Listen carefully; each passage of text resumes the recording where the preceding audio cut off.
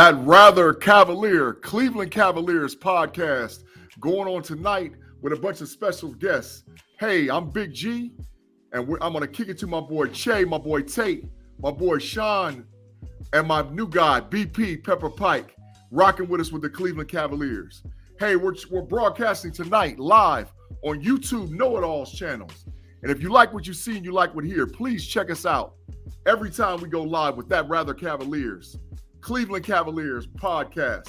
We broadcast on Apple, Spotify, Google Podcasts, Stitcher, and all those other podcasts that you find out there. So check us out if you like what you like and know what you know. But hey, so I'm going to kick it to the podcast guest this evening. I'm going to start with my man Tate over there in the corner. Tate, talk to me, man. Good evening, and what's happening with That Rather Cavaliers? What's up, Big G? Thanks for having me, man. Well, not having me. Thanks for introducing me. Yeah, for sure. Yeah, I mean, we want to let people know you can check this out on the FSSN network, family of podcasts, all the audio places you said where you find your audio podcast. But yeah, man, so I'm just here, ready to chop up some Cavs basketball, talk about, the playoff series that begins Saturday evening against the New York Knicks. And we have our guy from the FSSN Shock Jock Knicks podcast, Sean. He's here to represent the Knicks and talk about from that perspective. But hey, man, I'm just ready to chop it up, man. So go ahead and do what you gotta do. Yeah, for sure. My man Che Digger, talk to me, man. What's happening this evening from Cavs land up there in Cleveland by the lake? What's going on, gentlemen? Saturday can't get here soon enough, man. I'm excited. Playoff ball, downtown Cleveland. Yeah, for sure. First, you going, man? You going to the game? I was looking at tickets, man. I got some decent seats. I mean, to get in the building is only $75, so I might just go there and hang out at the bar. You know what I mean? Just to feel the atmosphere. Yeah, for sure, Che Digger. Hey, so we have two special guests this evening on the Fans First Sports Network podcast for That's Rather Cavaliers.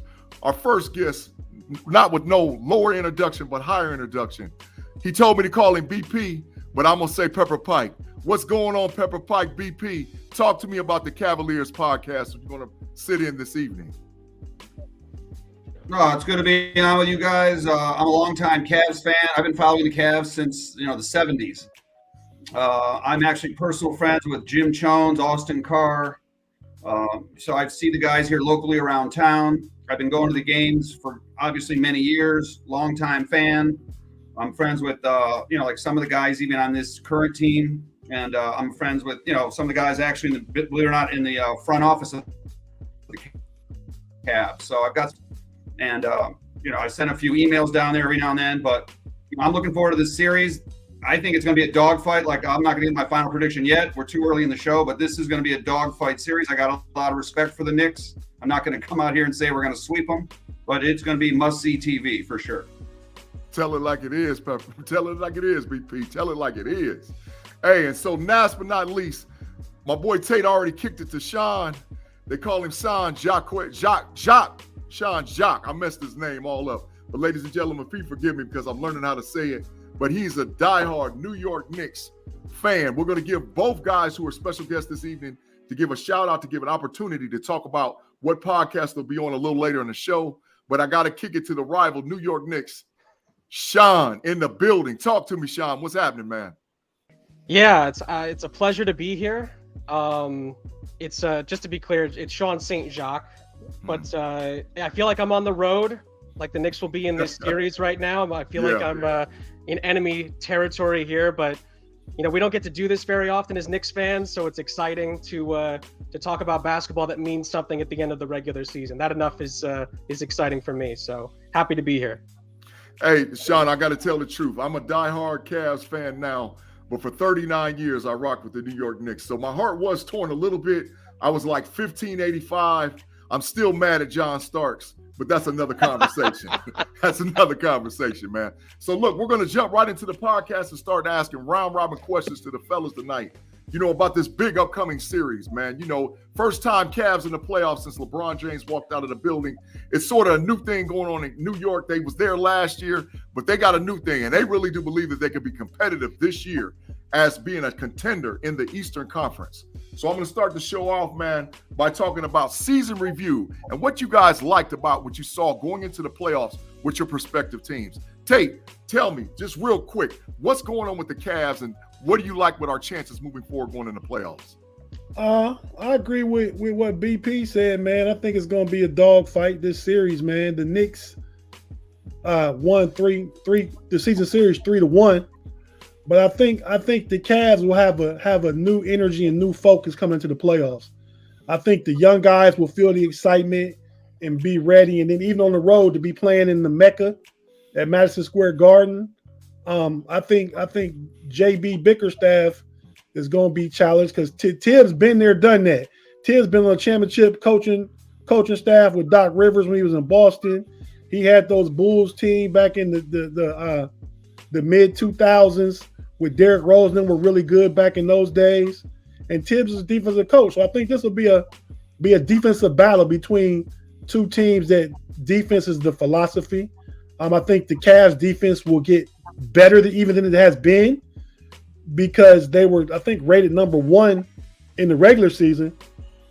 But in the playoffs, you got the same matchup every other night. Yeah. So you know more about tendencies. You know more about what matchups work best for you. For so sure. I think we'll see the best of the Cavs defensively. So that's my quick take on it, man. You can go ahead and get somebody else's take. Oh, for sure. BP, man, new resident guru for the Cavs. What we got going on that's going to cause problems for those New York Knickerbockers come playoff season?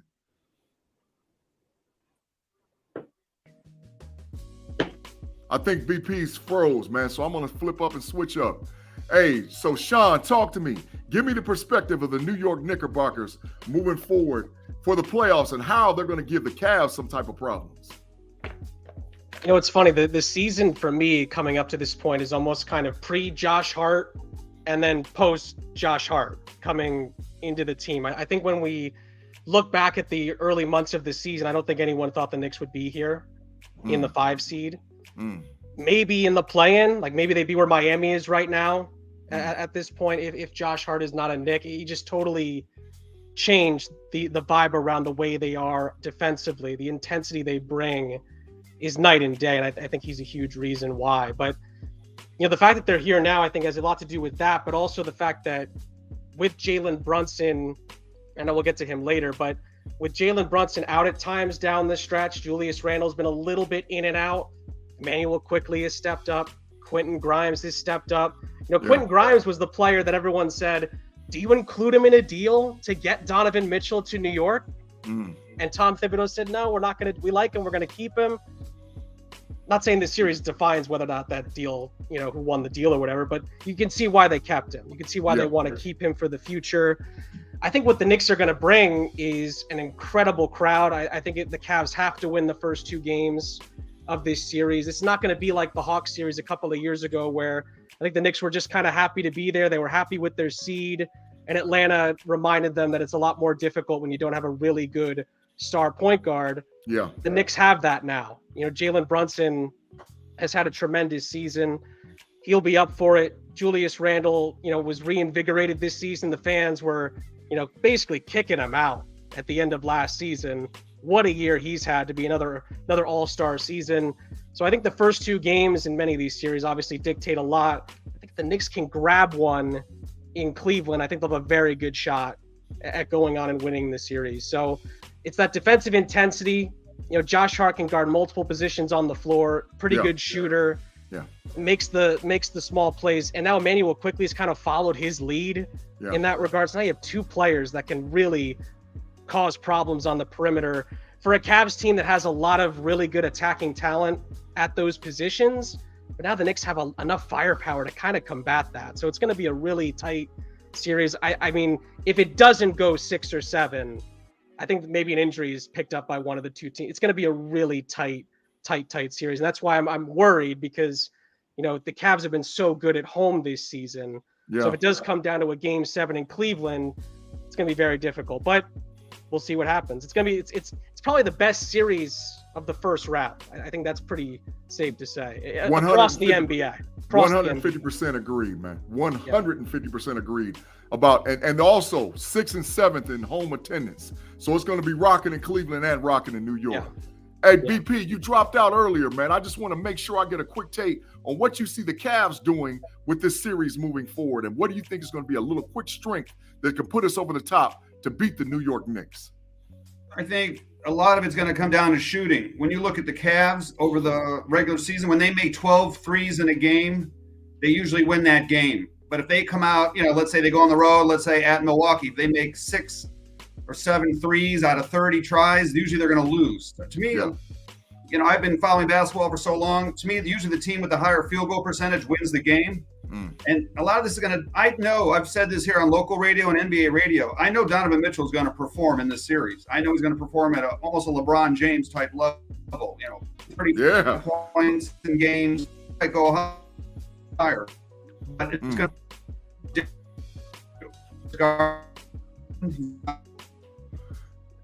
So, ABP, you're freezing up just a little bit, man.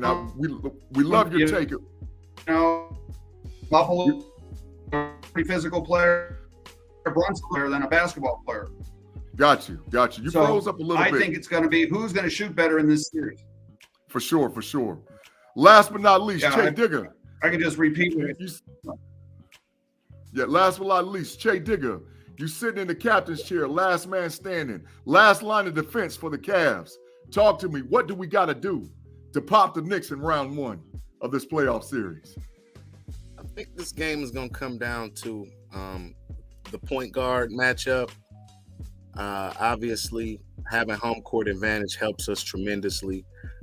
I believe the series is going to go 7 games, and game 7 in Cleveland.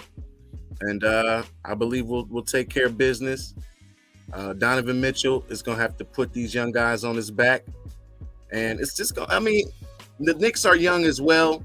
But the Knicks, I feel like, are grittier and grimier. They may be built more for a 7-game series than we are. But I do believe we are the more talented team all around. Maybe if Jared Allen can average somewhere between 18 and 12, because he's going to get the minutes. We need him out there. If he can average somewhere between that, I give us a good chance to take care of the Knicks in 7. Yeah. I think we all have a consensus. This is a 1 possession, 1 play, 1 big-time play, or 1 injury away from the series swinging either way. So I think we all, from a consensus standpoint, say this is going to be a knockout fight. And Sean, for sure, I agree with you that this is the best series of the first round of the NBA, without a doubt. Hey, so little quick question about Jalen Brunson, because Sean, I heard you talk about it. I'll ask maybe a round robin here or there about what's going on. Was he worth the $104 million that he made going to the New York Knicks from the Dallas Mavericks this season?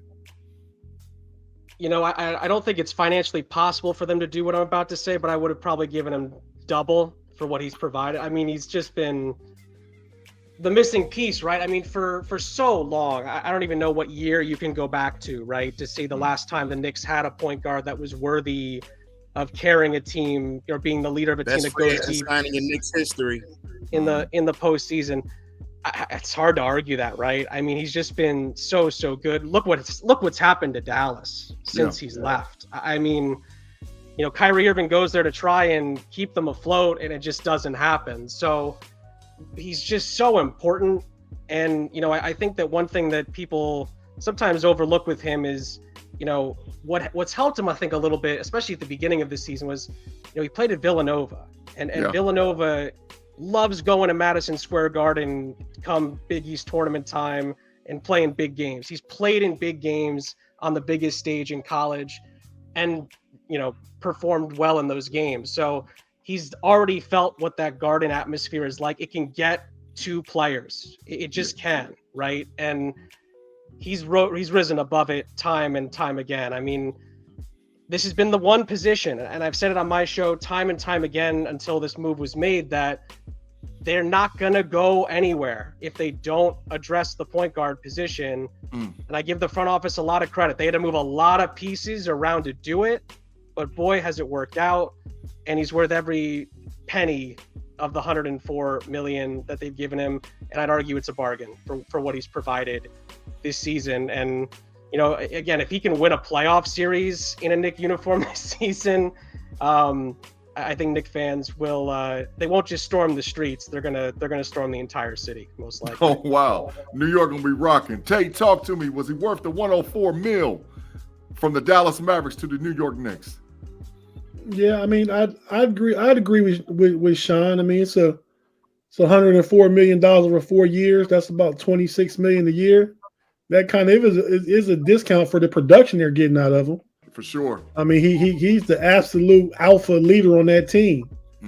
It's kind of what they needed. I mean, just like in the NFL, most seasons you need one of those guys at quarterback to contend. And in the NBA now, it's a point guard league. I mean, your bigs help out, your wings help out, but you got to have that guy handling the ball, making decisions and making shots, man, when it's crunch time. And the Knicks now have that guy. So I really do feel like it was well worth what they paid. And like Sean said, at this point, it seems like a bargain again for the price for the production For sure. that they're getting. For sure. NBA guard play rules it all. The guard play rules it all for sure. BP, talk to me. $104 million. Was it worth the cheddar to go to New York and get it done? Oh yeah, New York got a bargain here. That was a great deal for New York, and now Dallas is reeling. Dallas didn't even make the play-in tournament. Dallas screwed up big time, and then they doubled down by bringing in Kyrie Irving, which they were a winning team before they brought on Kyrie Irving. So that was a double whammy for the Dallas Mavericks. Now they're in jeopardy of pissing off Luka Doncic. So who knows? Bad move for Dallas, good move for the Knicks. And I don't think one last thing. I don't think Jalen Brunson and Donovan Mitchell would have worked out that well together. So I think it's good that the Knicks didn't get Donovan Mitchell. I think it would have been too many ball dominant guys, too many 6'1" guys. So I think they actually, they may lose this series to the Cavs, but in the end, I think they're better off with, they have Brunson, they have RJ Barrett, they got their other guys, Grimes. So I think it's all good for the Knicks. Great point, BP, for sure. Che Digger, 104 in the house. Talk to me. How did it go? I think 104 is a good price, but I think that really speaks volumes of how he really just wanted to get out of Dallas. I think Dallas could have gave him that. They could have matched it at the very least. A matter of fact, I think Jalen Brunson could have got more money if they didn't pay RJ Barrett first. Yeah. So, I mean, at the end of the day, this is a power move for the Knicks, who have been lacking that guard since who you want to say Starberry? Stephon Marbury was their last kind of he wasn't take them to the playoffs though. No, the last Knick point guard, like real Knick point guard that took them to the playoffs was Raymond Felton. There you go. There you go. Think about that for a second. Yeah. There you go. For sure. And I'm old enough to remember Charlie Ward and Chris Childs. Yeah, handling their business. Even Doc Rivers handling his business back in the day. Doc Rivers and Mark Jackson and Rod Strickland. Yeah, for sure. They was loaded back then. That was the late 80s? Yeah, it's been a long time coming. Yeah. Long time coming to New York for a point guard. Hey, so to flip the question around, we all know what Donovan Playoff Mitchell does. We know how he goes from right here to right here. And so with the Cavs getting Mitchell, does that offset bringing in Brunson? Because this is going to come down to, in my opinion, a battle between those two positions. So does Brunson do what he needs to do? I mean, does Mitchell do what he needs to do to shut down that acquisition of Brunson from the New York Knickerbockers? Tate, talk to me. Does he do what he needs to do in Cleveland land? He's not going to stop Brunson. He probably won't be matched up on Brunson if he's a game time decision. But if Okoro plays, he's going to be Brunson's going to be his responsibility. Yeah. But Donovan Mitchell can certainly cancel out the amount of points that Brunson gets. I expect him to outscore him because Brunson has to facilitate also, get other people involved. He's a true point guard. Donovan Mitchell can play off ball, play with the ball, and lead the offense when guards on the bench. But Donovan Mitchell's number one job is to get buckets. Yeah. And we know going into his final 4 games of the season, he didn't play the final 2, but the final 4 he played, he scored over 40 points in every game. Yes, sir. His playoff average goes up from a regular season average of like 24.5 to like 29 points a game. He's like a top 5 all-time NBA playoff scorer based off his average. For sure. I mean, he's only played 39 games, so it's a small sample size compared to some. But he gets buckets. Yeah. I expect Donovan Mitchell to get buckets.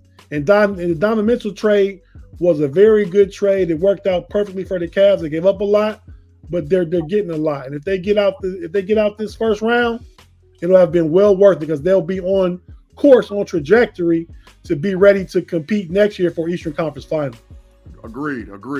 BP, Donovan Mitchell, from here to here, what's going to happen and what's he going to do to help the Cavs get this victory in round 1 of the NBA playoffs? I think Donovan Mitchell is going to perform, like at an MVP type level, like a top 5 MVP in the NBA level.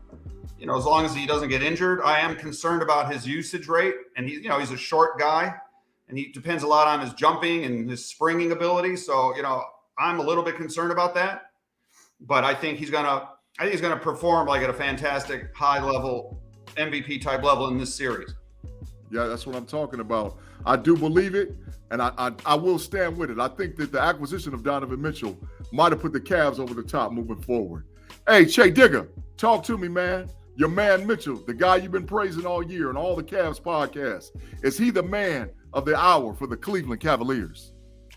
He's the man of the hour. He's the man of the year. If he win this series and we win it in less than 7, he's going to get the super max from us offer because he's going to be first team all NBA. Believe that. Also, I believe Mitchell is going to take this personal because he's a New York kid. And in his heart, he probably did want to go to New York, but I think he got that dog in him. And he want to prove to the Knicks like, oh, y'all didn't want to give up who for me? Okay. I think he got that in him. But it's going to come down to the role players. I want to see Evan Mobley on Julius Randle, and that make that his goal is to shut down Randle or try to contain Randle. And the point guards, the role players, the Darius Garlands and the Quickleys, Karis LeVert, he has got to be somewhat of a shell of himself of how he was the last 10 to 15 games down the stretch. He played really well. He's got to get that jump shot going. I like when he starts off going to the cup as opposed to coming out firing off threes fresh off the bench. For sure. It's going to be a great series. I cannot wait. I think y'all talking me into going. I think that's what y'all doing. Y'all trying to get me to go. He's trying to drive. He's over there counting coins right now. Hey, man, I told y'all on another pod, man, that Donovan Mitchell got 2 years left on his deal after this year. There's no need in worrying about re-upping right now. After next season, maybe. And that second team All-NBA. Both y'all was talking the other day about him being MVP. I said, pump your brakes, fellas. Hey, I agree with Shea wholeheartedly. This guy is going to be first team All-NBA. When the voting comes out, first team All-NBA. There's no doubt about it. But that's just my especially how he closed the year. Yeah, for sure. So Sean, last time we saw him, he was dropping 40s. Yeah. So Sean, as you match up, the Knicks match up with the Cavs. Here comes this Donovan Mitchell, first team All-NBA guy that wanted to play for the Knicks. What do you believe that he is going to jump his productivity from here to here moving forward with the Cavs in the playoffs? Yeah, I don't think it's too much of a secret how good Donovan Mitchell is as a basketball player, right? I mean, he's had an incredible season. This is the time of the year where he shines the brightest.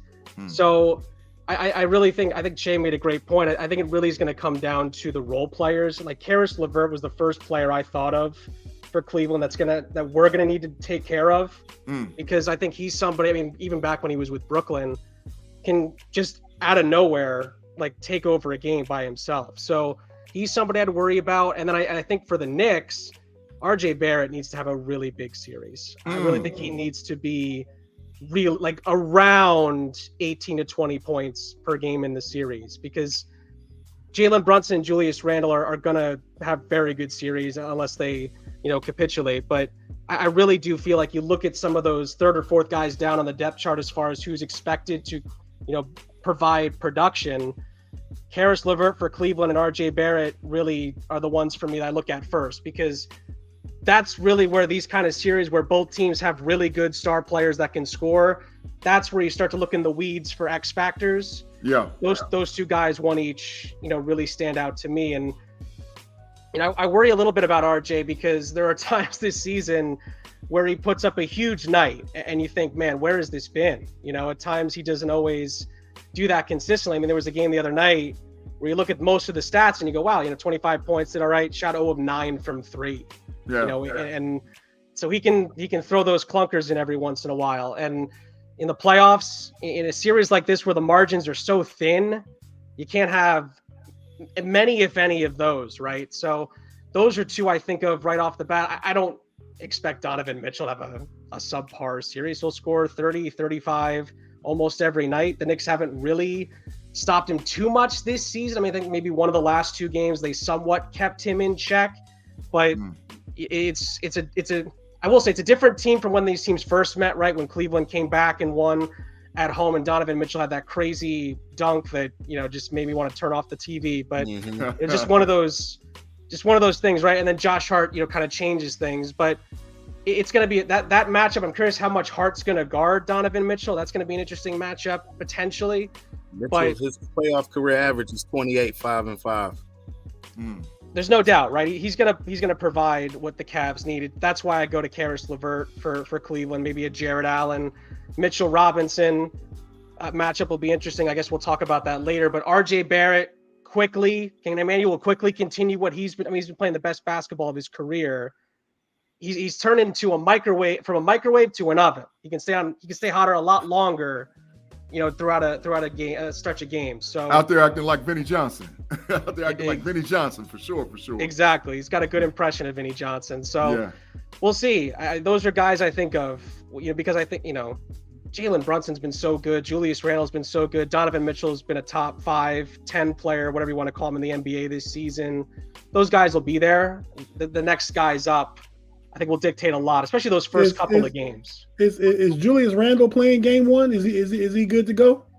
I believe so. I think he's still. I think it's still day to day on him. But I mean, I think he'll play. If he can play, I think he's going to play. So, if you want, especially because those first 2 games are so important. They need to get one of those 2 to steal home court back. So, what you got going on, BP? Talk to me. What you saying? Here on local Cleveland radio today, they basically said Julius Randle, kind of just went through shoot around type stuff. He didn't do any contact drills, where Isaac Okoro today went through contact drills. So I think Okoro is going to play for sure game 1. I think Julius Randle is going to be a game time decision. That's my opinion. That's kind of what it's looking like, again, and there was a guy from New York radio on today saying he doesn't know either. It's, very up in the air with Julius Randle for game 1. Yeah, I would probably put at this point Randall's going to play because he's a gritty kid. He came from Kentucky. I would go 80-20. He's going to wrap it up, Novocaine shot. Let's do what we do and get in playoff basketball. So, which is even going to make the series more exciting to have teams at basically full strength with all their players being able to participate in this playoff series. Big G. What's up, Tate? He went to Kentucky, but you got to shout it out to Mod. He backstage producing. He from Texas. No, and I ain't Texas, no love here for them Texas boys. That's for sure, man. We talking about Cavs and the OHIO. Hey, so check this out. We need to take a little 10-second commercial break because we're broadcasting live and simulcation on Apple Radio and different podcasts that only hear us through a audio standing. So give us 10 seconds and we're going to jump right back in to that rather Cleveland Cavaliers podcast.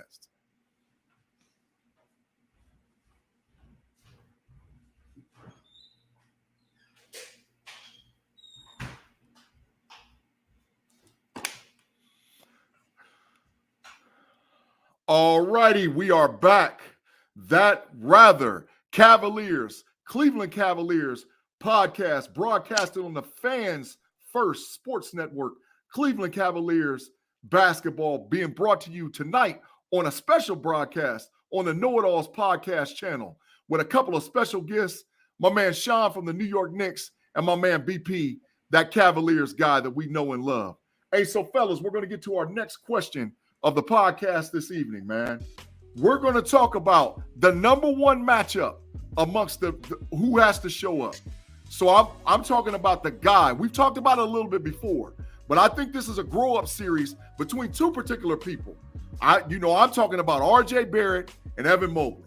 Which one of those guys goes on to grow up and show that he was worth what the organizations put in him to bring him in as a number one overall pick and to do what he needs to do to move the franchise forward?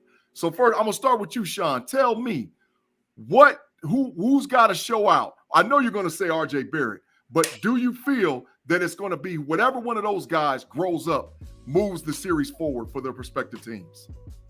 It's massive, right? I mean, RJ Barrett, I think in the Atlanta series a couple of years ago was getting his feet wet. We didn't really get to see what he was fully capable of in that series, and the Knicks just had to worry more about how to guard Trae Young in that series. They just couldn't figure it out. So it was just one of those things where, that next year, last year was kind of like, can we get back to the playoffs and get another chance of seeing RJ Barrett under the biggest lights? And we now get that chance, a couple of years after that series.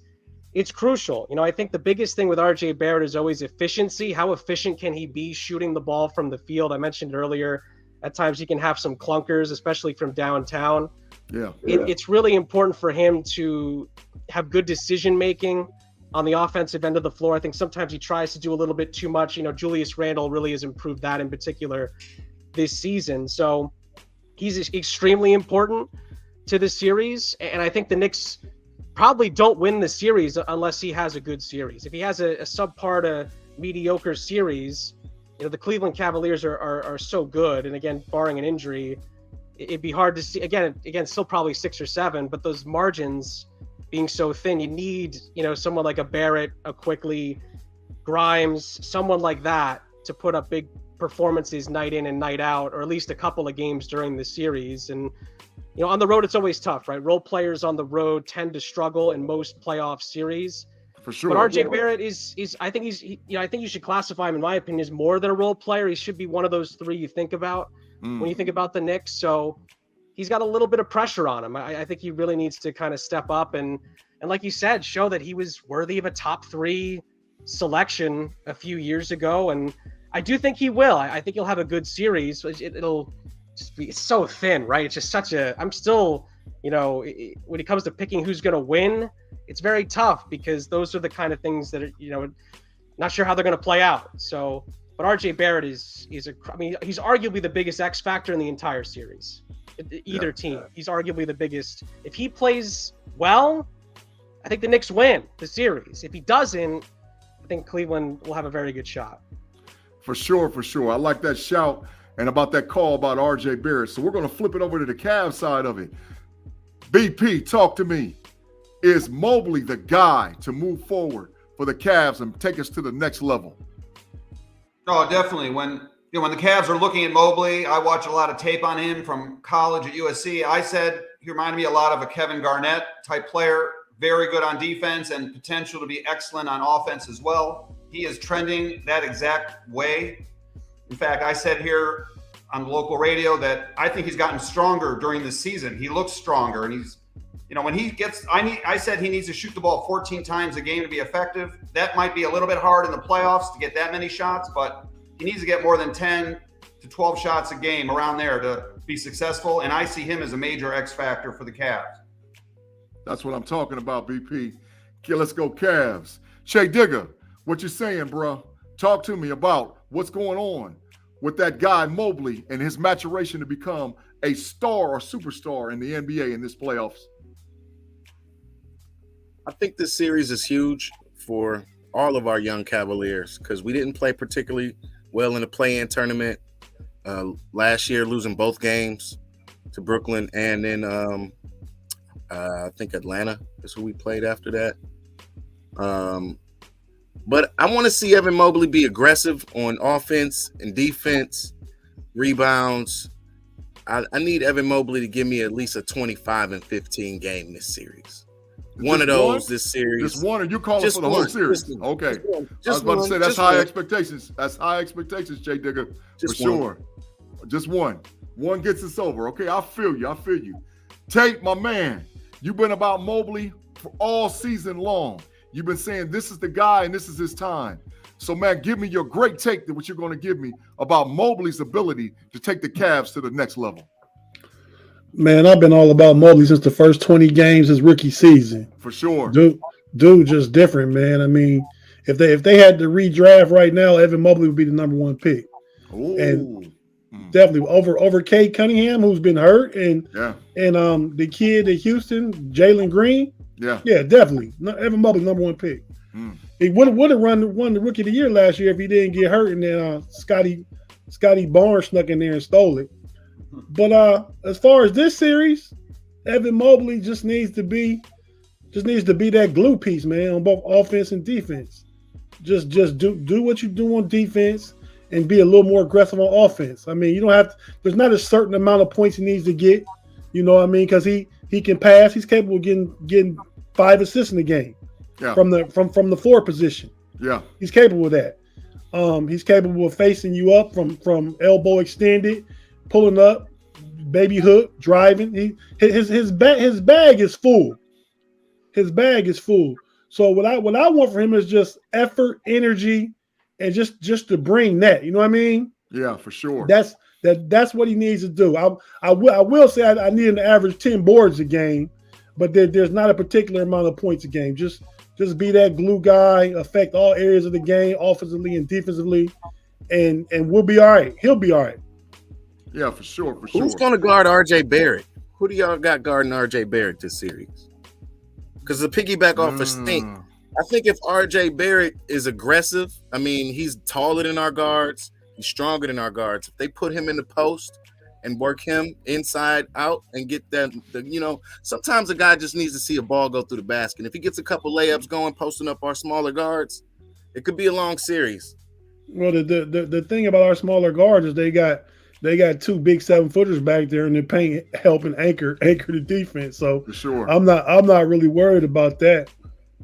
That's where RJ's decision making, right, is going to become really paramount. He can get through that first line, right? Then what's he going to do? Is he going to try to challenge the length that Cleveland has inside? Because he can. He's extremely versatile, a very athletic player. There's a ton of pros there as far as when he can drive inside. Then can he make the right decision with the basketball? I think, I try not to rag on him too much because sometimes he's just immaculate when he's on the court. He's just incredible. Like, you can't nitpick him sometimes when he plays right. But then he throws in a few where you start to doubt a little bit. So that's going to be that's a good question, right? Who for Cleveland's going to consistently guard him? They might switch a few different guys on him throughout the series, and how he handles that will be interesting. Because again, when the pressure is on, those decisions have to be really, really clean when you get into those kind of positions. And at times, and again, this was something that all of last season, this was on Julius Randle. He just can't make decisions, turns the ball over too much when he gets inside. That's kind of gone over to RJ a little bit this season because of how good Julius has been. So he's still got some really good years ahead of him. He just kind of wanted to be sped up a little bit, the progression by having a really good playoff series. So that's the hope. But then, got a great point as far as, how's he going to do, against the size inside if he gets there, and then who's going to guard him. That'll be interesting to see. I think we'll find out pretty quickly, obviously, but might be a few different guys. They might try to throw a few different players at him. I think it'll probably be combination coming off the bench. LeVert and Dean Wade will probably guard Barrett. Yeah. Well, you guys know, everybody sitting on this panel understands and knows it's basketball. And basketball, it's perimeter, switch until we get the match that we like. So I think it's got to be a combination move across the board for all the Cavs guards to step up and goal all the Knicks guards, because I think that's the determination of the series. The series is whose guards plays better. If your guards play better, you're going to win. So when you switch and you get the matchup that you want, what do you do with the ball? You know, and that's what's coming. I think that's going to be the pivotal part of the coaching. And that's, you know, one of our last questions. Who do you give the coaching advantage to in this series? Do you give it to Tibbs or do you give it to our man Bickerstaff? Hey, Big G. What's that? We can talk about that, but before you wrap it up, I wanted to talk about the matchup between Jared Allen and Mitchell Robinson. Sure. Toss it up. Go. Tell me what you know. Well, no, the battle of the bigs, I think, is critical. The Knicks play much better when Mitchell Robinson is on the court anchoring that defense. You know? So, and Jared Allen, I mean, to say what we need from Jared Allen, Diggs mentioned something earlier. I think we just need like 14 and 12. We don't need too much from scoring. I got Mitchell, Garland, and LeVert handling the scoring aspect of it. So if he gives 14 and 12 with a couple of blocks from Allen, and I know the Knicks really lean heavily on Mitchell as far as post defense and things like that. He's their anchor in the back of the defense. So just wanted to give a shout out to those big men and talk about them for just a little bit, and then you can get everybody else's perspective, because they will be integral factors in this series that we won't talk about. Kind of like offensive linemen in football, right? I mean, they there, but you don't talk about them. You're going to talk about Brunson dropping 30 and D. Mitchell, you know, getting the body. You know what I mean? Things like that. So I just wanted to give a little bit of talk about the big men for just a little bit. That's all. Oh, for sure. Good topic, Tate. I'm tossing it up. Anybody else wants to jump in, say what you say about the bigs. Yeah, I got a point here. Go ahead, BP. You got it, man. You know, Mitchell Robinson, I've watched some Knicks games this year, and I saw him shoot some free throws, and they look pretty ugly, pretty bad. And I looked up his stats. This guy's shooting 48% from the line the last 2 seasons. So I mentioned it to some of my friends at the Cavs organization. You guys might want to think about a little hack-a-shack action here on Mitchell Robinson. Not only to mess with his head, but to also slow up. Yes, sir. So you may want to let it might be an option, and also so you'll look for that during the series. Hard fouls on Mitchell Robinson at the basket. Yeah, for sure, for sure. Che, go ahead, Doc. I think this, as far as the big man go, it's going to be who can defend the pick and roll better. Which one of our bigs can challenge the guards when they get those matchups? As Tate pointed out earlier, it's just a series of pick and rolls till we get the matchup. And if Jared Allen can bother Brunson more than Robinson can bother Mitchell, I like those odds. Yeah, for sure, for sure. Sean, talk to me, man. Big on big, who's got the advantage? Yeah, I think free throws aside, Mitchell Robinson's had a phenomenal season. I think people are not paying him enough attention for how well he's played. The biggest problem with Mitchell Robinson's career has been hurt all the time. He's always been out. And now that he's been healthy, I mean, he's just been tremendous. He really has been. We know Jared Allen rather well, former Brooklyn Net, so we were well versed in his abilities. I don't know about head to head. I mean, they're both so good defensively. I think Jared Allen offensively, maybe because of the free throws, has the edge. But and to be fair, Mitchell Robinson, not great, around the bucket except for putback dunks. So, but I think defensively, it's a toss up. I mean, Mitchell Robinson is so good on the defensive end of the floor. His timing has become, extremely really fun to watch on his blocks. So it's a tight one. I think maybe I'd give the edge to Jared Allen. I think he's a more complete player. But Mitchell Robinson defensively, I might give him the check mark, because this season, again, it's just been about health. That's it. Every time he's been on the floor, he's been really good. So now that he's healthy, I think he's going to flourish at times in this series. I really do. I think he's going to be fun to watch. For sure. The battle of the bigs is going to be pivotal as well for the playoff series for the New York Knicks. Hey, so last question, two-sided last question, though. Side one, playoff advantage with the coaches, Thibodeau and Bickerstaff, and playoff advantage for home court, Madison Square or what's going up there in the queue. Talk to me. Who's got the advantage coming into this series, coaching and home court advantage? Sean, shoot it. Shoot it. Tell me the truth about what's going on. With all due respect to the Q, right? The Q is a great venue. Fans are incredible Rocket in there. Mortgage Fieldhouse. Rocket Mortgage Fieldhouse. Whatever it's called, right? It's the Garden. There's no extra names. We're not changing the sponsors every year. It's the Garden. It's the Mecca. There's no comparison. They'll celebrate outside on 32nd Street after they win one game in this series. It's just incredible. If anyone out there that's never been to the Garden for any basketball event, you've got to go. The playoffs there are just incredible. Your heart pounds out of your chest every 2 seconds, and I just dream about the Obi Toppin alley-oop dunk in Game 2 against Atlanta a few years ago, where the roof blew off the place. It was just the Shumpert putback dunk against the Pacers a decade ago now. All those dunks and all those great moments and those shaking, where the Garden feels like it's going to fall on top of itself. There's no place like it. Don't forget the Larry Johnson 3. Yep, the 4-point play, no doubt. Yeah. The Knicks No doubt. only beat the Hawks once, though.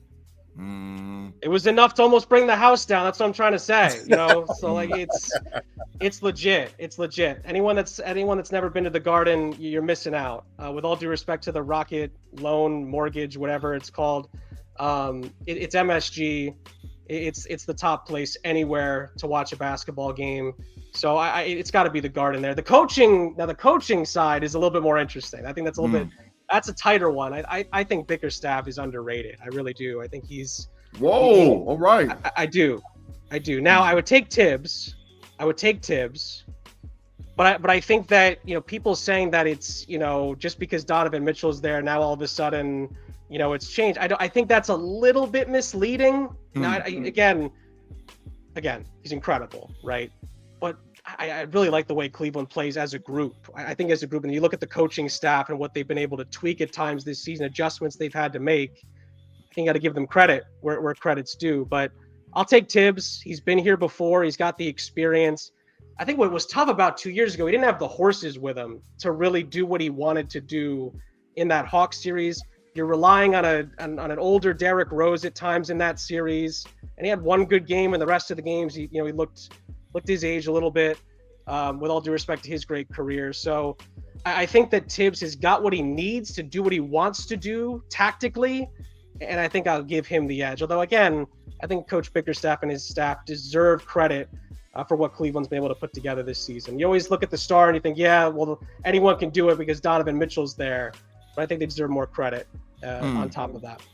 BP, the land over the Garden. Which way you leaning, man? Well, obviously, sometimes Madison Square Garden can play against the Knicks. Like, look, Steph Curry's had 54 points there. LeBron's had monster games there. Kobe Bryant had monster games there. In the regular season. Well, the Knicks haven't been in the playoffs very often to be honest. The Knicks have been a ghost in the playoffs. So I think. But when they get there, it's jumping. When they get there, it's jumping. Maybe, but I'm not fearful of Madison Square Garden, to be honest. Obviously it's going to be loud and sold out, but I like the fact that we have Game 7 on our home court, so we'll have that in our back pocket. Fair. And regarding Tom Thibodeau, I think Thibodeau is a better coach than JB Bickerstaff. I think JB's created a fantastic culture here with the players. He's a fantastic guy that brought this team from the ashes just 2 years ago. This team was winning 20 games a year. Now they're winning 51 games. So I think JB's X's and O's at the end of close games needs to be looked at. But as long as the ball's in Donovan Mitchell's hands with 2 minutes to go, I think we'll be okay. For sure. Tate, real quick, man, tell me, who's got the advantage in Madison Square Garden or in Cleveland for the playoff series and the coaching? Well, I'm gonna jump on the coaching real quick first. Tibbs is a great coach. Tibbs is known to run his players in the ground, though. He does that often. Playoffs probably works for him because he shortens the bench and heightens the minutes for the players playing. JB, you got to earn your chops by getting the chance. This is his chance. I think this is his first time being the head coach of a playoff team. He had an intern coaching position in Houston and Memphis. Now I don't think those teams got to the playoffs, so this is his first time. And this is where you earn your chops. You build your chops right here. So he's gonna get to prove himself against Tom Thibodeau, a proven playoff coach. Again, part of Doc Rivers' championship Boston Celtics staff. Tibbs is probably the better coach right now by recognition and name, because we know Tibbs. He's a proven brand over all these years he's been in the game. And Bickerstaff is just getting his chance. Bernie Bickerstaff, 43 years old. So he's a young coach still. For sure. As far as the home court, Rocket Mortgage Fieldhouse rocks. We know that. I think the Cavs were something like 32-9, I believe, at home this year. One of the best home court records in the league. And I agree with what BP said, man. As far as MSG, that is the mecca, that is the place. Everything that Sean said, but guys get turned up to play in MSG because they're playing in MSG. So that home court advantage is probably not the same as other home court advantages, because dudes is coming in there wanting to get it in. You know what I mean? For sure. They come in there with a mentality like, oh, I'm in the Garden. I want to show out. You know what I mean? So I think home court advantage, as far as that goes to the Cavs. I think the Cavs are more apt to play better in New York on the road than the Knicks are to play in Cleveland on the road. Just because of the fact of the mystique and everything the Garden brings to a player's mentality. Got you. Che Digger, real quick. Advantage Cavs, advantage Knicks. I like the advantage, coaching advantage. Obviously, Tibby's got the better resume, so that's a no-brainer. I think the more compelling question is, which owner is hated more by their fan base? Gilbert or Joe? There's no question there. Yeah, we're not even going to go you there. guys We're can't compare on that one. Yeah, we're going to stay focused on the question. I don't know, man. Answer, We Jay? hated when he wrote that letter to LeBron. Man. Yeah, but he's a tone since then. They won a championship. He brought Donovan Mitchell here. He spends money. You can't knock Gilbert, man. All right, fellas. So we're going to give our parting shots, man. First of all, I just want to say thank you to our two special guests that showed up tonight for the podcast.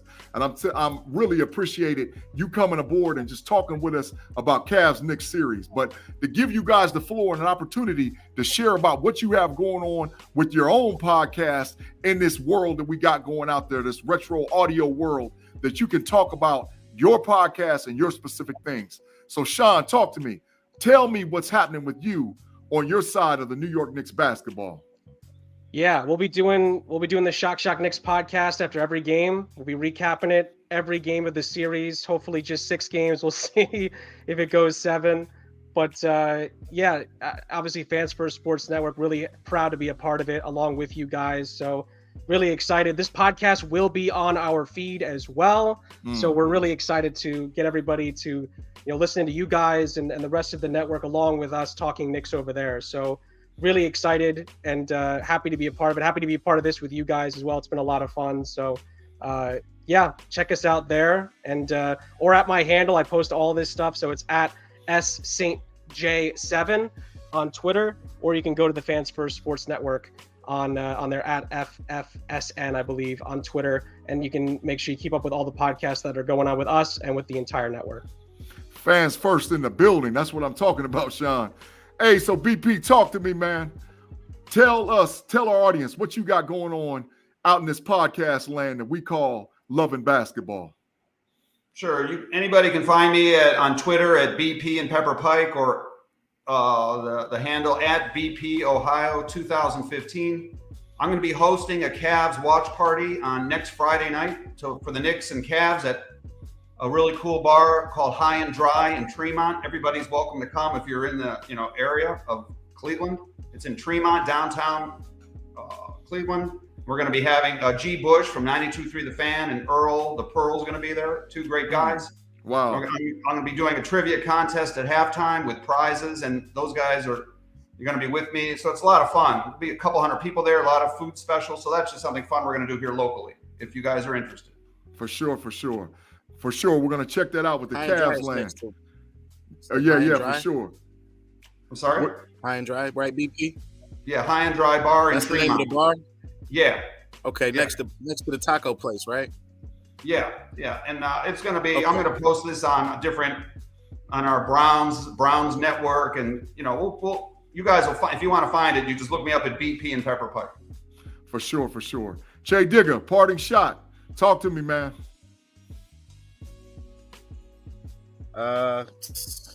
Well, I'm gonna be honest. My direct deposit just hit, and I just purchased the $75 ticket. So I'll be there No Saturday. time wasted. Yeah, no time wasted. I'll be in the building. I probably won't go up to my seat. I'll probably just hang around the bar area and peek through. Maybe I can, get a little seat by the court or something. I don't know, but I'll be there. I'm looking forward to it. It's gonna be a little emotional because last time we were in the playoffs, we were going to the finals every year, and obviously this year is a little different. And I look forward to the years to come. Hopefully, D. Mitchell performs, brings his guys up with him, his teammates, the Garlands, the Karis LeVerts of the world, the Evan Mobleys, and like I said, Cavs in 7, baby. Yeah, for sure. Tate, my main man, talk to me, man. Parting shot on that rather Cavaliers. Hey, man. Well, I'd like to thank everybody. Well, Sean and BP for joining us. And BP will probably be joining us more often now. He's part of the FSSN family, part of the Browns podcast. They talked to us said he wanted to do some Cavs work. So, he might be rolling with us. So, he seems like he's real knowledgeable. Good to have you on, BP. Looking forward to having you again, man. As far as my parting shot, Thank you. I think it's need for worry, man. All-time playoff record, the Knicks are 8-1 against the Cavs. Yeah, I knew it.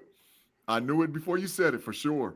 8-1. In 96, I think they beat us. They swept us 3-0. That's when the first round series was 5 games in. In 95, they beat us 3-1. Those are Patrick Ewing teams. And it goes all the way back to, I believe, 79. The Knicks beat us 2-0. Must have been best of 3 back then. So if you believe in trends, granted, these are 25, 40-year trends. Yeah, come on, man. No more Patrick Ewing. I'll say that. Yeah, these are 25, 40-year trends. So may not be a thing, but could be a thing. Just wanted to say that. And you can catch me on this Rather Cavalier podcast. Me, Big G, and Che. And coming soon, our man BP.